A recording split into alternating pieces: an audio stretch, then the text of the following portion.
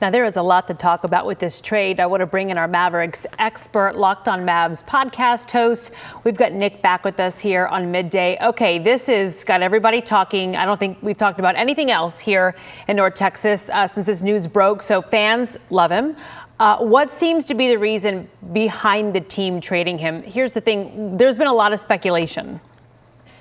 A lot of speculation, but the thing is, Nico Harrison came out in his press conference yesterday before the Mavs played the Cavs in an NBA game that they played yesterday. But he said it was because of conditioning concerns, because of some of the issues with Luka. He said something about him not adding to the culture. And I just don't think that any of the answers Nico Harrison gave are good enough. And that's why we see fans upset today and see so many people across the league, across teams, people that work for teams, people that cover other teams. I mean, every single person I've ever talked to about this that knows anything about the NBA has said this just doesn't make any sense.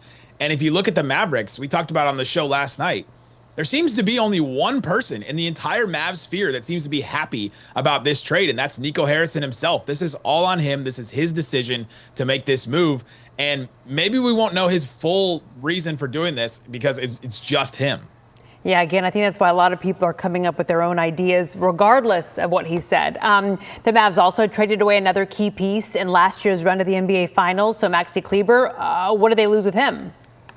Yeah, Maxi just had foot surgery recently, and so I kind of didn't expect him to be ready until maybe the playoffs, and so I was kind of scratching him out of the lineup. And so they lose Maxi. He was a versatile big man that could defend a bunch of different positions, but his offense would really struggle this season. I think Mavs fans had kind of soured on him a lot this season, and so they do lose a rotation piece and a guy that had been with the Mavs for a long time. It was from Würzburg, Germany, and so the Mavs kind of lose that, which was a connection to Dirk's hometown.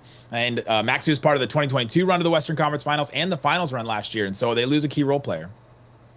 Okay, so we've got all this we're talking about, lost in all of it. There's a guy named Anthony Davis. What are your thoughts on him? I know that people are comparing the two. Let's say we don't compare him to Luka. Do you think he's a star?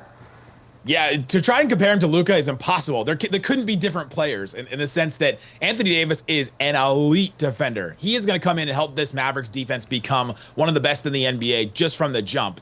He has always wanted to play next to a center. When he played next to our old friend JaVale McGee and Dwight Howard, the Lakers went and won the title in 2020 in the NBA bubble. And he has said since then that he's wanted to play next to a center. Well, the Mavericks have Lively and they have Gafford that he can play next to. And he's going to be a menace defending out on the perimeter. He can switch. He can do pretty much anything you want defensively. And then he also scores 25 points a game on offense. He rebounds the heck out of the ball. He's going to do a lot of things for this Dallas Mavericks team, even if he's not completely Luka. All right, the NBA trade deadline, so Thursday. What holes do you think the Mavs still need to fill before then?